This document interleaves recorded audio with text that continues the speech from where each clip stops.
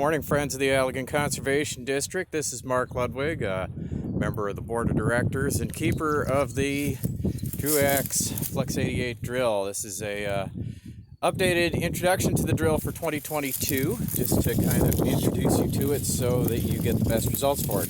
First of all, take note that the wheels that go down the road are on these axles that do not connect together, and therefore this thing will whip around really anything more than about 20 miles an hour, and it's going to start whipping your vehicle around. Please do not exceed 20 miles an hour. Not good for your car, not good for the drill. This is a no-till type drill. It is in the ground here on my own farm today, and I am trying to bury seed deep. I have large sunflower seeds in here with some prairie mix, so I'm confident it'll pop through, and I'm putting it in early on sandy soils, so I want the seed down a fair bit in a little trough. So I've got these coulters in pretty deep. Note that the drill really operates best if it is pretty close to level, and you got some decisions to make. On my tractor today, I've got it heeled down a little bit, again, so these coulters engage the soil more aggressively. On a lighter soil, on a tilled soil, I might try to get these up either by adjusting where my drawbar is, or if you want to take the time and really do it right, adjust the depth of the coulters here. Loosen up these four big nuts, pull them up or down. I would recommend taking a Sharpie and scribing all of them at their current location before you start, so you have a reference, you know, kind of where the ideal is for a level drill. After that coulter cuts, you come back here to the double disc opener assembly. Unlike most of the drills you might have run before, we have a depth band. That is this thing here. That keeps the seeding assembly from going too deep and burying the seed too deep, because most of what we're planting with the Truax is little wildflower seeds and things we don't want very deep. Yeah,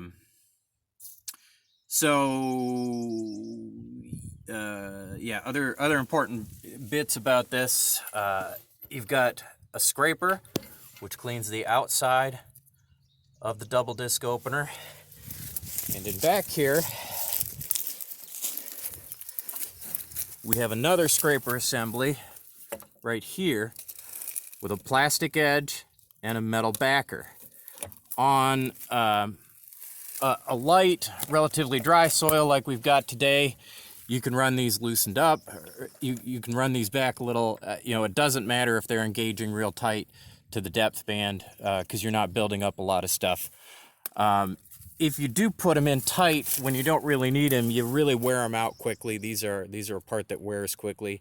Ideally, if you are having a problem and it is mudding up, you may want to actually unscrew these here and turn them around so you've got a fresh edge. If you're on a clay soil that's a little wetter than maybe is ideal, that might significantly improve your chance of success.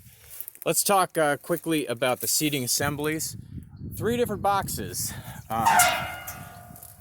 Large seed box, typical that you see with any grain type drill. You'll find back here we've pasted a list of openings, and what you're going to do is adjust how much of these little rotating cups are exposed and dropping seed here into the drop tube assembly. These assemblies, by the way, are pretty much brand new, even though the rest of this drill is pretty ancient at this point. We put new drop assemblies on, so they're much better than they were. When it comes time to clean out, you've got a little lever here that you can drop down a couple notches. That'll drop any crud that's pinned against these out of here, clean it up nice for the next person. It is a good idea to put them back up so you don't forget that they're up, because the seed will pour right out of that drill. Middle box. This is the one that's a little unusual.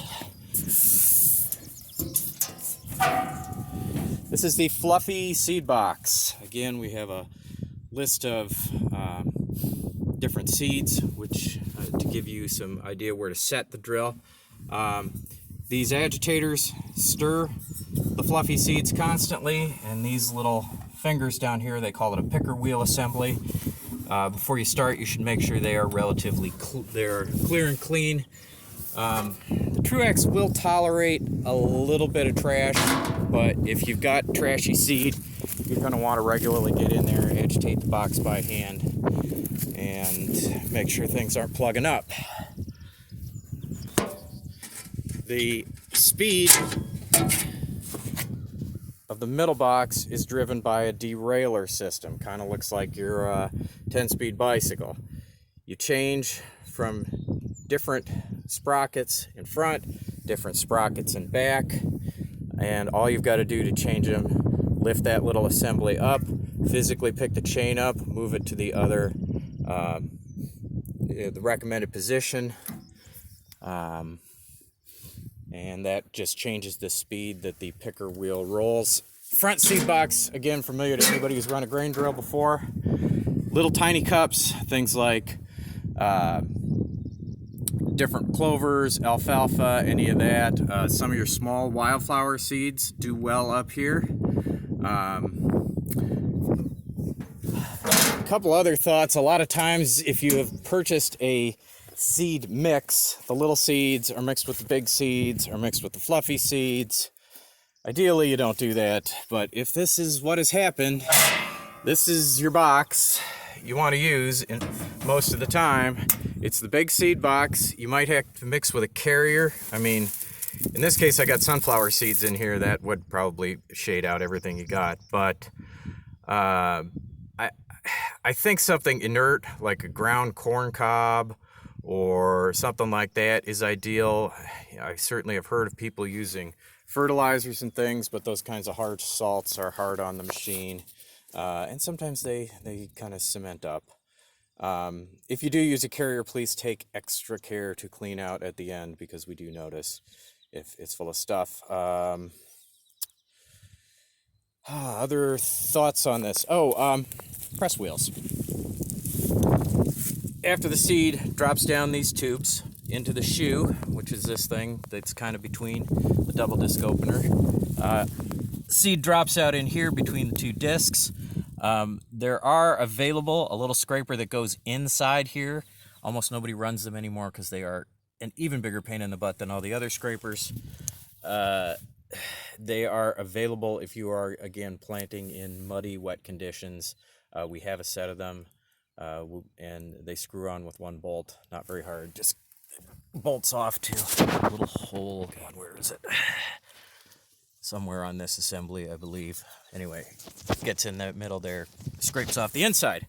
The packer wheel is really important, and you want it to be engaged in the, thoroughly in the dirt. And actually, this one is moving, which means we really don't have enough pressure on it. Again, because I've got it heeled down to get a deeper trench. With my sunflower seeds and the hardy things I'm planting, it's not going to matter. Most of the time, though, you really want to be able to grab this wheel, and it should take a lot of force to turn it. It should be pressing down very firmly into the soil. That seed to soil contact is just critical for germination. Last couple of thoughts. You want to frequently, throughout the course of your day, you want to get back there and look at what's going on in your seed box, particularly early. If you're going along, and I'm kind of making one of these, there should be a little, we'd call it a cone of depression. Seed should be flowing out of this box down this seed flute, and you should see some unevenness there. If there's no unevenness, you're not dropping a lot of seed. And you want to just get back and look in the furrow a little bit. Dig around, make sure, seed is falling out, that something hasn't gotten plugged up, because it's real disappointing to get to the end of the day and realize you really have been driving around all day and not doing much seeding. Not a bad idea to just tap these tubes. So you can hear some of that seeds hanging up in those tubes. Hear that? So after I stop videoing here, I'll get on here and I'll figure out why that's hanging up. That one's clear, and that one's clear. Tube's corrugated, you can kind of pull and flex on it like that. That'll kind of release things that are hung up sometimes. Yeah, see, even just that little shake I gave it has already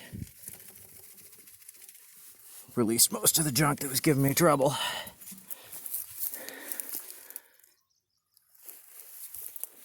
Anyhow, that's your Truax drill.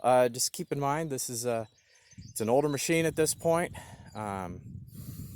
You know, take it slow and easy with it when you're planting. 3-4 miles an hour. The faster you try to plant, the lower, the more your accuracy is really going to drop off past a certain point. There is, of course, a manual we will give you. Yeah, I guess one last thought. If you are renting this and you're going to keep it for a while and you're doing a really big project, and you've got a big enough tractor, I don't know, 90 horsepower, nice heavy beast, you might want to take this front hitch assembly off, get some big 3-point pins, pin those, put those on there, and now you can pick it up and move it around with your 3-point, because boy, it is challenging to turn in corners and things like that. I'm sure if you had it on the 3-point, it would be a lot more fun. Anyway, that's your Truax no-trip drill. Thanks.